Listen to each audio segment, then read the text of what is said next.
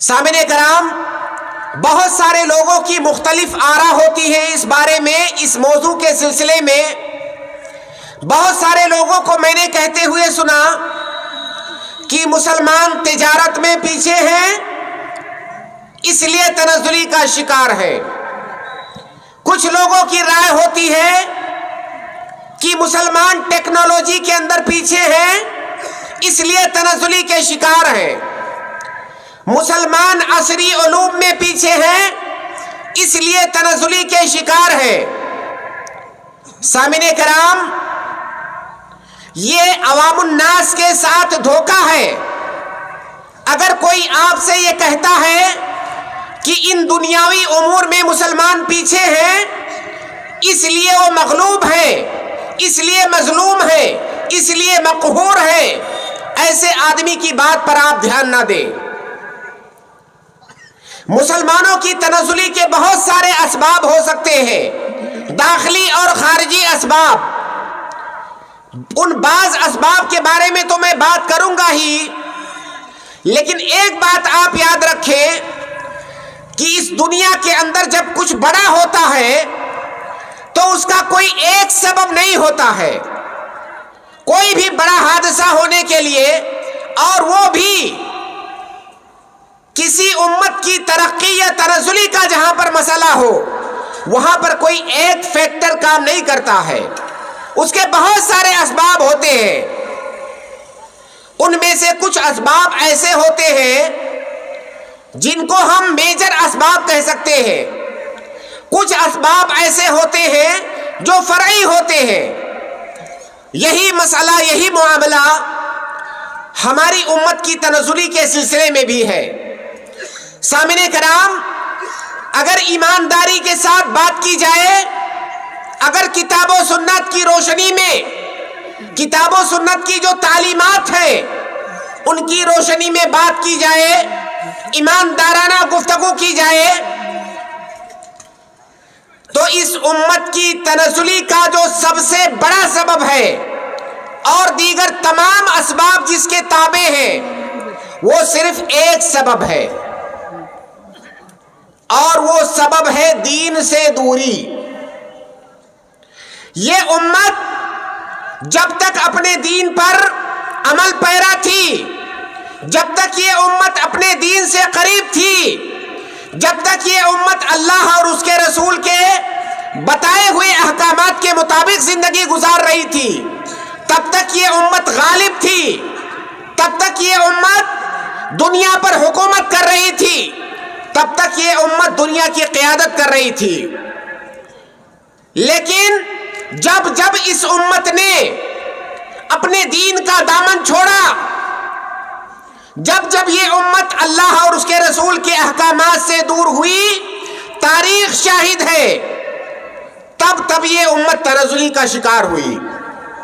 اگر کوئی آپ کو بھٹکاتا ہے ایران اور توران کی باتیں کر کے، دائیں بائیں بہت سارے اسباب گنا کر کے، آپ قطعی ایسے انسان کی تصدیق نہ کریں۔ اس امت کی ترقی کا سبب ہوتا ہے دین سے قربت، اس امت کی تنزلی کا سب سے بڑا سبب ہے دین سے دوری۔ سامعین کرام، آپ اللہ کے نبی صلی اللہ علیہ وسلم کے دور میں جائیے، صحابہ کرام کے دور کو دیکھیے۔ جب اسلام کا ظہور ہوا، اگر آپ بہت زیادہ پڑھے لکھے نہیں ہیں، پھر بھی کم از کم اتنی بات تو آپ کو معلوم ہوگی کہ جب اسلام اس دنیا میں آیا، چند ایک لوگ مسلمان ہوئے۔ اللہ کے نبی صلی اللہ علیہ وسلم 13 سال تک مکہ کے اندر تبلیغ کرتے رہے، بہت تھوڑی سی تعداد میں مسلمان تھے۔ اس کے بعد اللہ کے نبی صلی اللہ علیہ وسلم مدینہ کے اندر گئے، 10 سال وہاں پر دعوت کا کام چلا، پھر بھی ایسا نہیں تھا کہ اسلام پوری دنیا میں پھیل چکا تھا۔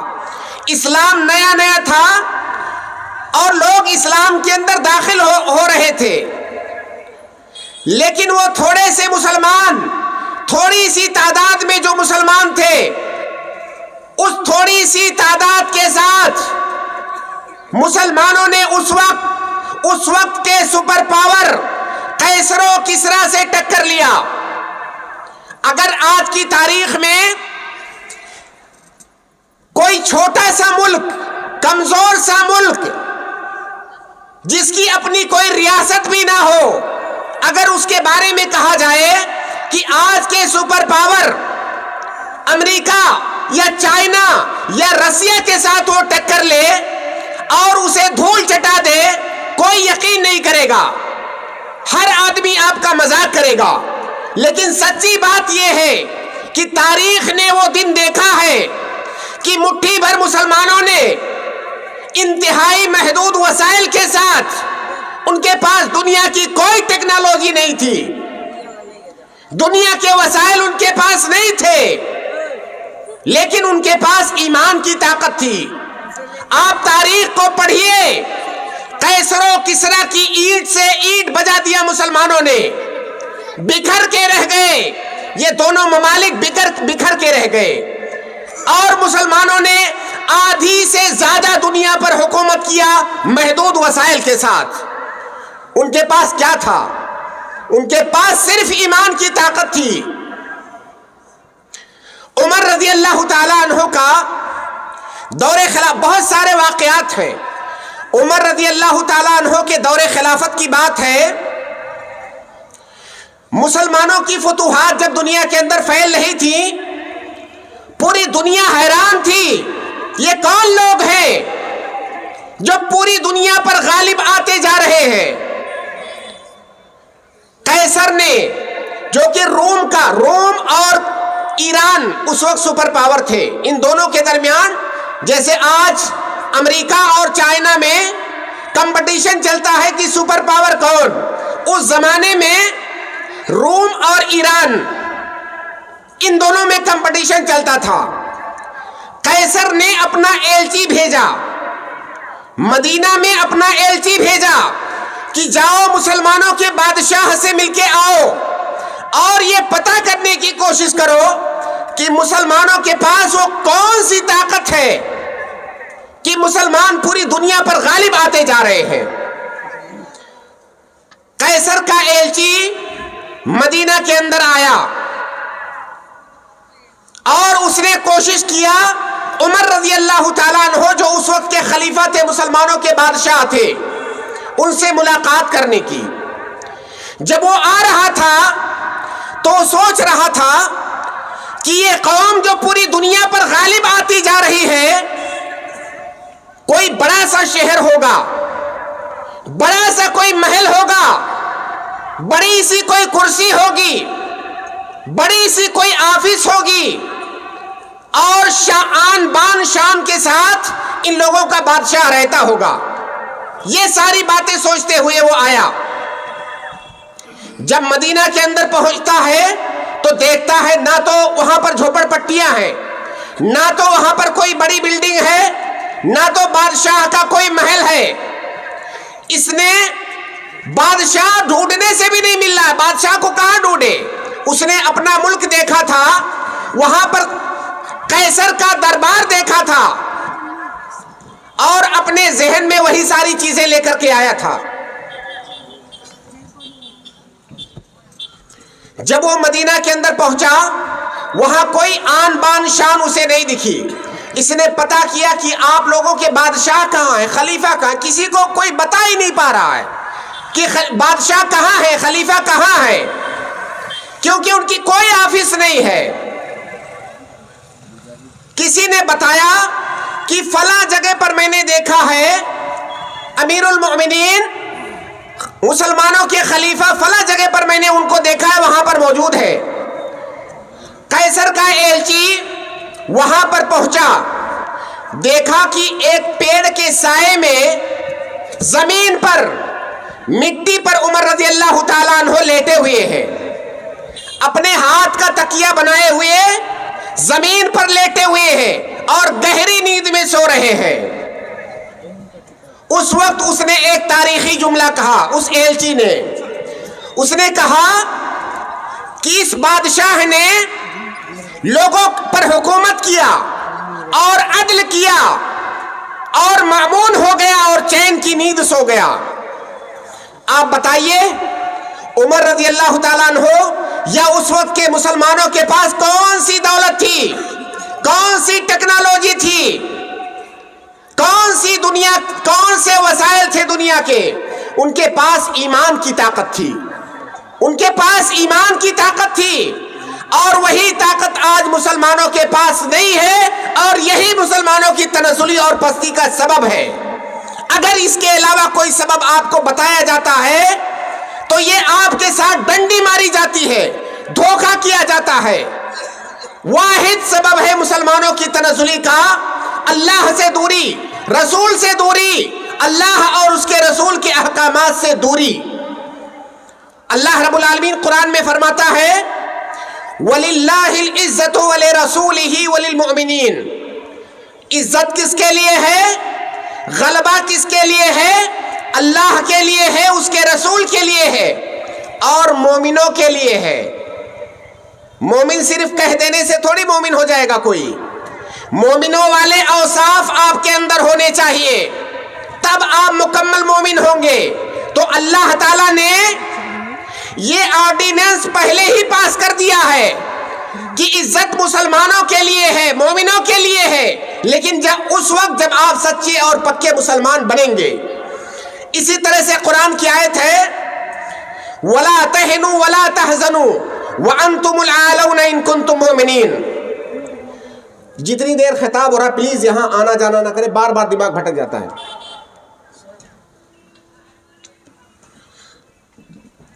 وَلَا تَهِنُوا وَلَا تَحْزَنُوا وَأَنْتُمُ، میں صرف آپ کو یہ بتانے کی کوشش کر رہا ہوں کہ آپ اس نقطے کو سمجھیں کہ ہماری تمام پریشانیوں کا، ہماری تمام پستیوں کا، ہماری تمام تنزلیوں کا سبب کیا ہے۔ وَلَا تَهِنُوا وَلَا تَحْزَنُوا وَأَنْتُمُ الْأَعْلَوْنَ إِن كُنتُم مُؤْمِنِينَ۔ اللہ تعالیٰ نے یہ نہیں کہا کہ تمہارے پاس ٹیکنالوجی آ جائے گی، تمہارے پاس جنگی طیارے آ جائیں گے، تمہارے پاس میزائلیں آ جائیں گی تو تم غلبہ پا جاؤ گے۔ اللہ تعالیٰ نے کہا وَلَا تَهِنُوا وَلَا تَحْزَنُوا، غمگین مت ہو، کمزور مت پڑو، تم ہی غالب رہو گے، لیکن اس کی ایک شرط ہے، اگر تم مومن رہو گے تو تم ہی غالب رہو گے۔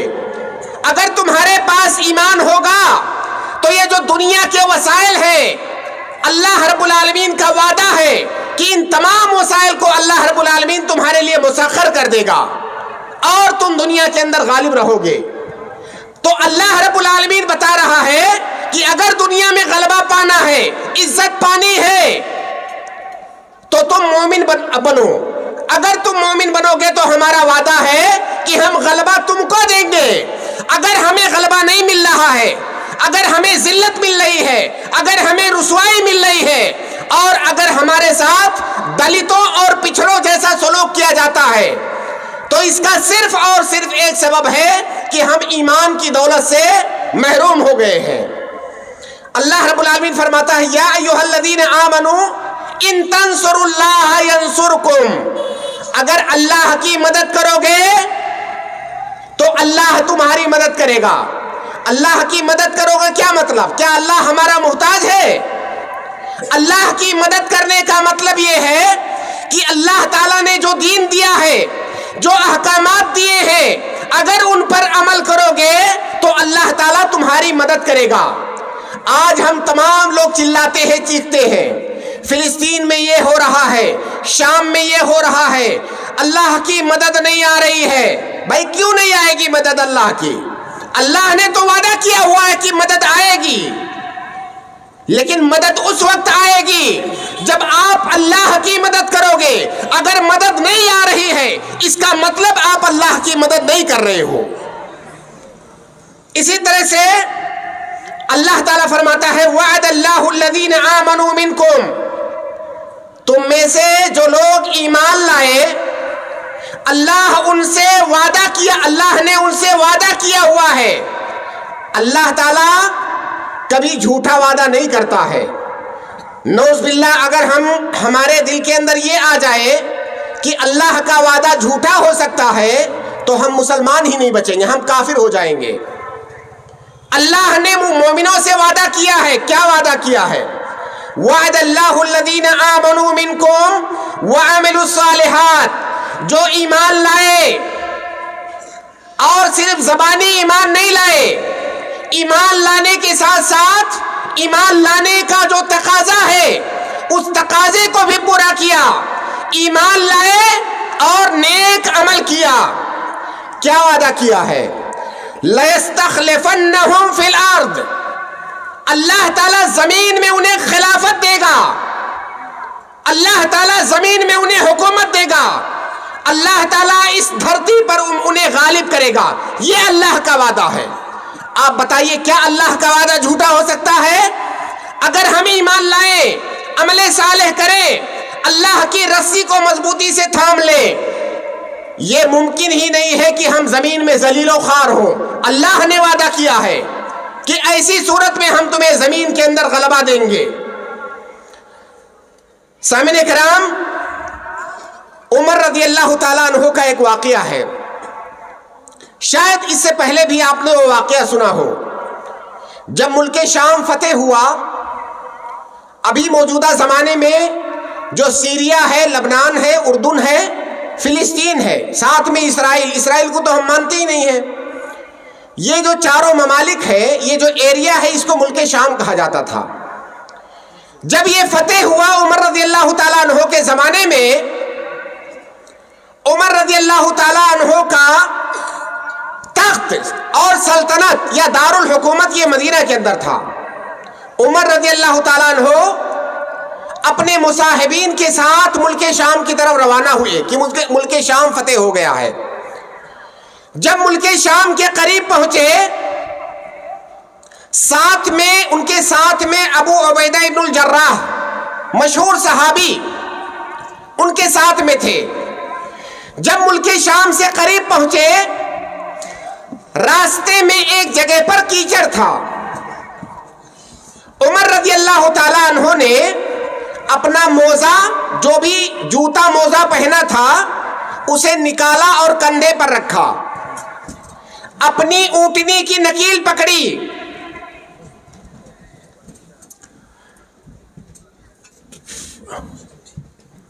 اور بادشاہ وقت ہے، تقریباً 1/3 دنیا پر حکومت ہے، بڑی سی فوج ہے، ہر طرح کی طاقت موجود ہے، اگر چاہیں تو لاکھوں کی فوج ان کے ارد گرد چلے گی۔ بادشاہ وقت اپنا جوتا موزہ اتار کے کندھے پر رکھتا ہے اور کیچڑ میں گھس جاتا ہے، اپنی اونٹنی بھی خود چلا رہا ہے، ظاہر پاؤں کیچڑ سے سن گئے۔ ابو عبیدہ ابن الجراح نے کہا کہ ملک شام ایک دم سامنے ہے، اب ہم داخل ہونے والے ہیں شہر میں، آپ بادشاہ وقت ہیں، وہاں کے لوگ آپ کا انتظار کر رہے ہیں، جب آپ کو دیکھیں گے تو کیا سمجھیں گے؟ یہ مسلمانوں کا بادشاہ ہے جس کا پاؤں کیچڑ سے لت پت ہے، اونٹنی کی نکیل خود پکڑا ہوا ہے، نہ تو کوئی شان ہے نہ تو کوئی شوکت ہے، اس سے ہمارا امپیکٹ، اس سے ہمارا اثر اچھا نہیں پڑے گا۔ عمر رضی اللہ تعالیٰ عنہ نے کہا کہ ابو عبیدہ، اگر کوئی اور یہ بات کہتا تو مجھے زیادہ حیرانگی نہیں ہوتی، کیا تم یہ بات کہہ رہے ہو؟ اس وقت عمر رضی اللہ تعالیٰ عنہ نے اپنا تاریخی جملہ کہا تھا، اس جملہ کو ہر مسلمان کو یاد رکھنا چاہیے۔ وہ جملہ کیا تھا؟ مسلمانوں اس جملے کو سنیے اور آپ میں سے ہر انسان اس جملے کو یاد رکھے۔ انہوں نے کہا، نحن قوم اعزنا اللہ بالاسلام فمہما ابتغینا العزت بغیرہ اذلنا اللہ۔ یہ جو عمر رضی اللہ تعالیٰ عنہ کا جملہ ہے، یہی آج کی تقریر کا خلاصہ ہے۔ آپ جاننا چاہتے ہیں، آپ مجھ سے جاننا چاہتے ہیں کہ امت کی تنزلی کا سبب کیا ہے؟ اسی جملے کے اندر عمر رضی اللہ تعالیٰ عنہ نے بتا دیا کہ امت ترقی پر کیسے جاتی ہے اور امت تنزلی پر کیسے جاتی ہے۔ انہوں نے کہا کہ اے ابو عبیدہ، ہم ایسے لوگ ہیں جنہیں اللہ رب العالمین نے اسلام کے ذریعہ سے عزت عطا فرمائی، اسلام کے ذریعہ سے غلبہ عطا فرمایا۔ ہم ایسے لوگ ہیں جو قیصر و کسریٰ کے دربار میں جب ہم جاتے تھے، اگر ہمیں انٹری مل جاتی تھی قیصر و کسریٰ کے دربار میں، تو ہم مکہ واپس آ کر کے فخر کرتے تھے، سینہ پھلاتے تھے کہ ہم قیصر و کسریٰ کے دربار میں ہو کر کے آئے ہیں۔ ہماری کوئی حیثیت نہیں تھی، ہم بکریاں چراتے تھے، ہم بدو کہلاتے تھے، دنیا کے اندر سب سے پچھڑے ہوئے لوگ ہم مانے جاتے تھے۔ لیکن اللہ رب العالمین نے یہ ہمیں جو عزت عطا فرمایا ہے کہ آج ہم ملک شام کو فتح کر کے اس کے اندر داخل ہو رہے ہیں، یہ عزت کہاں سے ملی ہے؟ نحن قوم اعزنا اللہ بالاسلام، اللہ تعالیٰ نے اسلام کے ذریعے سے ہمیں عزت عطا فرمائی ہے۔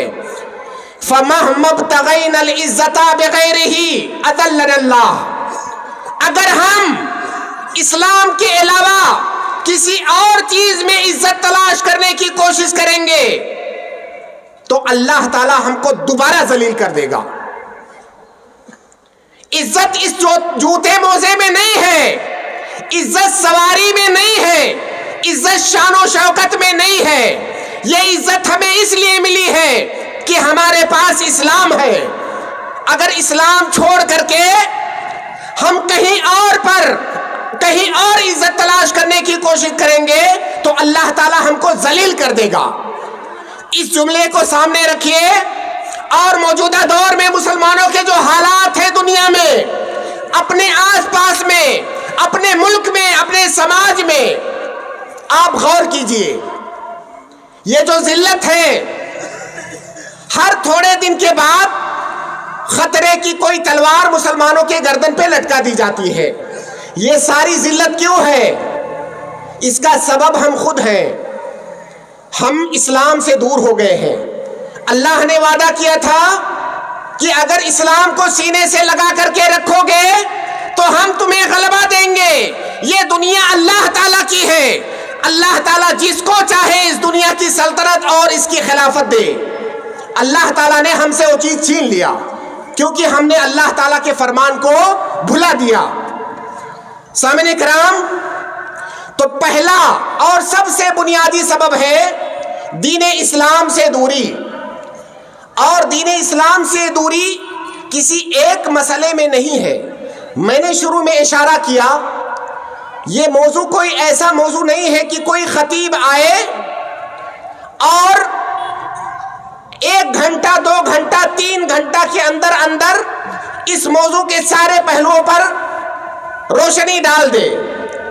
بہت ساری چیزیں ہیں۔ جب ہم کہتے ہیں دین سے دوری، تو دین سے دوری کا مطلب دین کے جتنے بھی احکام ہیں، چاہے وہ عبادات ہو، چاہے معاملات ہو، چاہے اخلاق کے مسائل ہو، چاہے آداب کے مسائل ہو، چاہے عقیدہ اور منہج کے مسائل ہو، وہ تمام مسائل جن میں اسلامی تعلیمات موجود ہیں، اگر ان تعلیمات سے جس قدر ہم دور ہوں گے، اللہ رب العالمین اسی طرح سے ہمیں تنزلی کا شکار کر دے گا۔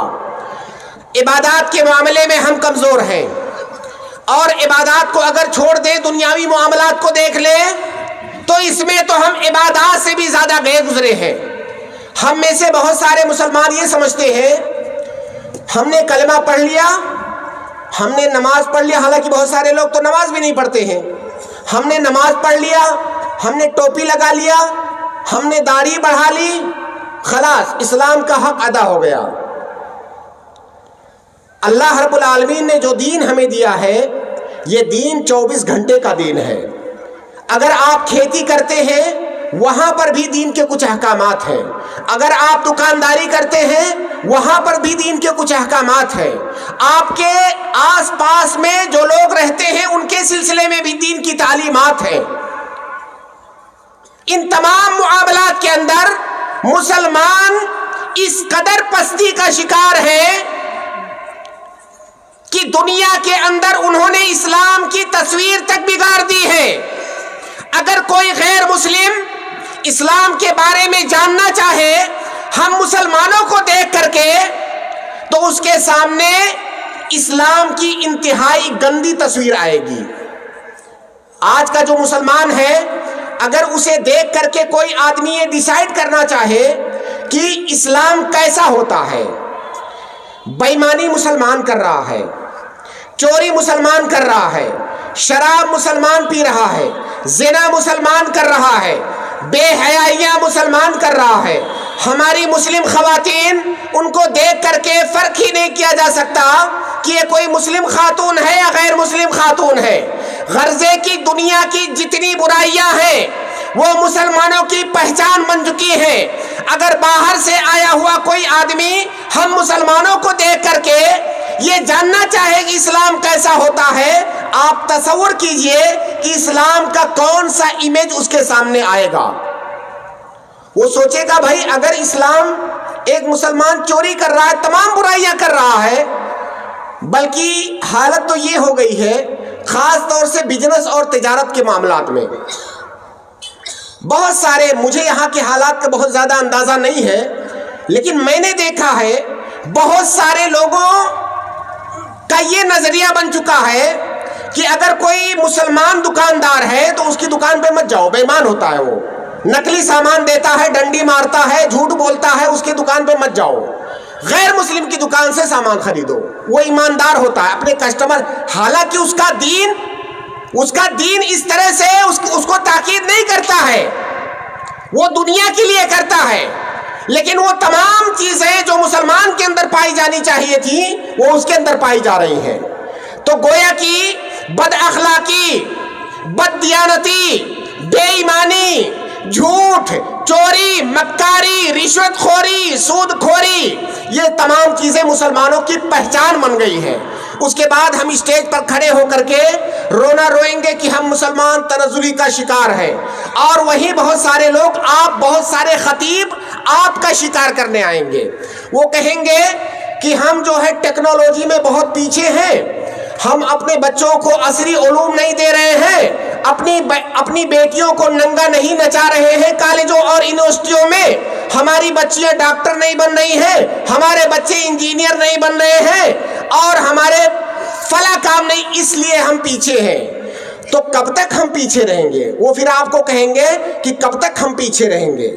یہ اسلام تو دقیانوسی والا، زبان سے اگر نہیں بھی کہتے ہیں تو اپنی حرکات سے یہی آپ کے سامنے ثابت کرنے کی کوشش کرتے ہیں۔ تھوڑی سی مخالفت اگر ہو جا رہی اسلام کی، چلو کر لو، بچی کو کالج میں بھیج دو، تھوڑی سی بے حیائی تو ہوگی، تھوڑا سا کسی کے ساتھ افیئر ہو جائے گا، کیا بات ہے، وہ چلتا ہے، باقی یہ جو امت تنزلی کا شکار ہے اس کا تو علاج ہو جائے گا۔ ہم اس طرح سے بہت سارے لوگ آپ کی امت کی تنزلی کو ان مسائل سے جوڑ کر دیکھتے ہیں۔ ہماری بہو بیٹیاں بے حیائی کا شکار ہے، اس لیے یہ امت تنزلی کا شکار ہے۔ ہم نے اپنے بچوں کو دین کی تعلیم نہیں دی، ہم نے اپنے بچے کو جیسے ہی اس نے بولنا شروع کیا ہم نے کانوینٹ اسکول میں بھیجا، نتیجہ یہ ہوا کہ وہ بچہ صرف نام کا مسلمان بچا ہے، بڑا ہو کر کے اسلام کے بارے میں سوائے نام کے وہ کچھ نہیں جانتا ہے۔ اس کے بعد ہم کہیں گے کہ اگر دنیا میں اگر مسلمانوں کو غلبہ پانا ہے تو ہمیں طب کے میدان میں آنا چاہیے، انجینئرنگ کے میدان میں آنا چاہیے، تجارت کے میدان میں آنا چاہیے، بے شک آنا چاہیے۔ اسلام ان سب چیزوں سے روکتا نہیں ہے، اس کی حوصلہ افزائی کرتا ہے۔ وہ تمام چیزیں جو انسانیت کے لیے نفع بخش ہیں ان تمام چیزوں کو کرو، لیکن آپ یہ یاد رکھو کہ پوری دنیا کی ٹیکنالوجی، پوری دنیا کی ترقی آپ کے پاس آ جائے، اگر آپ کے پاس اسلام نہیں ہے تو میں قسم کھا کر کے کہہ سکتا ہوں آپ غلبہ نہیں پا سکتے۔ آپ جس ذلت کے اندر ہیں اس ذلت سے نہیں نکل سکتے، ہو ہی نہیں سکتا، اللہ کا کلام جھوٹا نہیں ہو سکتا۔ اس لیے ہماری تنزلی کا جو سب سے بڑا سبب ہے وہ ہے ہماری دین سے دوری، اور بہت سارے فرعی اسباب ہیں، وہ تمام اسباب اسی بڑے سبب کی طرف لوٹتے ہیں۔ وہ تمام اسباب، ہمارے پاس وقت نہیں ہے ان فرعی اسباب پر میں گفتگو نہیں کر سکتا، لہذا اسی پر میں اپنی بات ختم کروں گا، اور آپ کو ایک بار دوبارہ یہ یاد دلاؤں گا کہ اس امت کو اگر اس ذلت سے نکلنا ہے، آئے دن ملک کے اندر جو آپ کو دھمکیاں ملتی ہیں، ہر وقت آپ کو خطرے کی گھنٹی بجنے کا احساس ہوتا ہے، ہر وقت کوئی نہ کوئی نئی تلوار آپ کے گردن پہ لٹکا دی جاتی ہے، اگر اس سے نکلنا ہے، اس کا واحد حل ہے اللہ سے قریب ہو جاؤ، اپنی عبادات کے اندر، اپنے معاملات کے اندر، اپنے سماجیات کے اندر، اخلاق کے اندر، عقیدہ اور منہج کے اندر اللہ تعالیٰ کو اپنا لو۔ اللہ کا وعدہ ہے کہ اللہ رب العالمین تمہیں غلبہ دے گا، اور یہ جو تنزلی ہے اللہ رب العالمین ایک جھٹکے میں اس تنزلی سے آپ کو نکال دے گا۔ ایک آخری بات کہہ کے میں اپنی بات ختم کروں گا، وہ آخری بات یہ ہے کہ بہت سارے لوگوں کو اس موضوع پر گفتگو کرتے ہوئے جب میں نے سنا تو میں نے یہ پایا کہ بجائے امت کے افراد کو بجائے حوصلہ دینے کے، وہ ان کا حوصلہ توڑنے کا کام کرتے ہیں۔ جو اصلی سبب ہے وہ سبب بتانے کے بجائے انہیں دائیں بائیں اور لیفٹ رائٹ کراتے ہیں۔ سامعین کرام، ہمیں حوصلہ ہارنے کی ضرورت نہیں ہے۔ اگر ہمارے اندر کوئی بیماری ہے تو ہمیں اس بیماری کا علاج کرنا چاہیے، ایمانداری کے ساتھ اس بیماری کی تشخیص کرنی چاہیے، اپنا چیک اپ کرانا چاہیے، اس کے بعد اس کا علاج کرنا چاہیے۔ میں نے بیماری بتا دیا، اس کا علاج بھی بتا دیا، لیکن حوصلہ ہارنے کی ضرورت نہیں ہے۔ آپ یہ یاد رکھیں، 1400 سال کی تاریخ میں اس سے بھی برے حالات آئے ہیں۔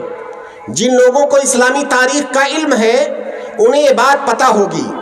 ابھی جو حالات ہیں 1400 سالہ تاریخ میں کئی بار اس سے بھی برے حالات آئے ہیں، اور اللہ کے فضل و کرم سے مسلمانوں نے واپسی کی ہے، مسلمان اپنے رب کی طرف لوٹے ہیں، اللہ تعالیٰ نے دوبارہ انہیں عزت دی ہے، اللہ تعالیٰ نے دوبارہ انہیں اس قعر مذلت سے نکال کر کے ترقی عطا فرمائی ہے۔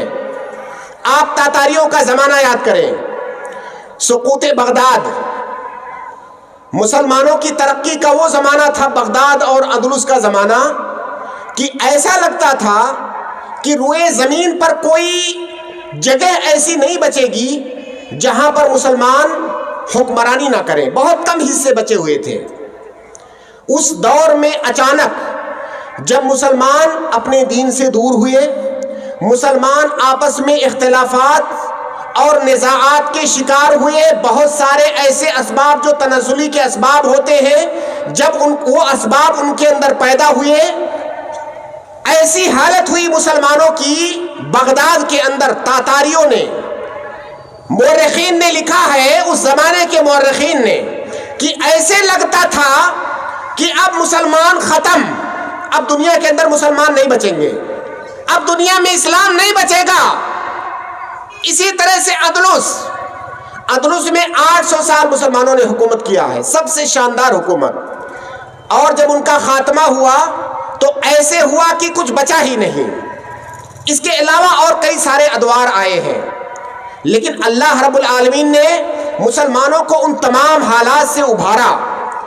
اس لیے ہمیں اللہ تعالیٰ کی رحمت سے مایوس نہیں ہونا چاہیے، اور ہمارے علماء کو، ہمارے قائدین کو بھی چاہیے کہ آپ عوام الناس کو ان کی بیماری بتائیں، ان کا علاج بتائیں، لیکن انہیں مایوسی کا شکار مت کریں۔ آپ، اللہ رب العالمین ہر چیز پر قادر ہے۔ اگر ہم اللہ تعالیٰ کی طرف رجوع کریں گے تو کوئی بعید نہیں ہے، بلکہ ہمیں اس بات کا یقین ہے کہ اللہ رب العالمین یہ حالات دور کرے گا۔ ہم نے اس سے بھی برے حالات دیکھے ہیں، اور ان حالات سے یہ امت نکلی ہے۔ اس لیے کوئی امت بحیثیت امت جب وہ نفسیاتی ہزیمت کا شکار ہو جاتی ہے، جب وہ اندر سے ہار جاتی ہے، پھر وہ امت کبھی جیت نہیں سکتی۔ اس لیے ہمیں اندر سے ہارنے کی ضرورت نہیں ہے۔ اس سوشل میڈیا کے زمانے میں باقاعدہ یہ جو ابھی جنگ ہے پوری دنیا کے اندر یہ نفسیاتی جنگ ہے. کہیں پر ایک کوئی چھوٹا سا واقعہ ہوا، پوری دنیا کے اندر سیکنڈوں میں اس کو پھیلا دیا جاتا ہے. ہر مسلمان بچہ اس کو دیکھتا ہے، اس کو لگتا ہے اب خلاص پوری دنیا میں یہی ہو رہا ہے. یہ باقاعدہ طور سے ایک حربہ ہے مسلمانوں کو نفسیاتی طور سے مغلوب کرنے کا. اور جو آدمی اندر سے ٹوٹ جائے وہ آدمی کھڑا نہیں ہو سکتا. اس لیے ہمیں مغلوب ہونے کی ضرورت نہیں ہے، ہمیں اپنا بیماری جاننے اور اس کا علاج کرنے کی ضرورت ہے. ہمیں اپنے دین کی طرف، اللہ اور اس کے رسول کی طرف لوٹنے کی ضرورت ہے، مگر نفسیاتی طور سے ہمیں ہزیمت کا شکار نہیں ہونا چاہیے. ہمیں اللہ رب العالمین پر توکل رکھنا چاہیے، دعا کرنی چاہیے، اپنی اصلاح کرنی چاہیے. اپنے لیے بھی دعا کریں، تمام دنیا کے تمام مسلمانوں کے لیے بھی دعا کریں. اللہ رب العالمین ہر چیز پر قادر ہے، اور ہمیں اس بات کا یقین ہے کہ غلبہ مسلمان اور اسلام کا ہی ہوگا. الاسلام یعلو ولا یعلی علیہ، یہ فیصلہ ہے ہماری شریعت کا، اللہ اور اس کے رسول کا. الاسلام یعلو ولا یعلی علیہ، اسلام کو غلبہ مل کے رہے گا، اسلام مغلوب نہیں ہوگا.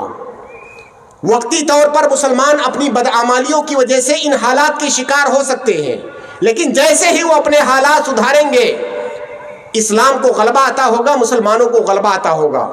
اللہ رب العالمین سے دعا ہے، اللہ رب العالمین تو ہمارے حالات کو بہتر بنا دے.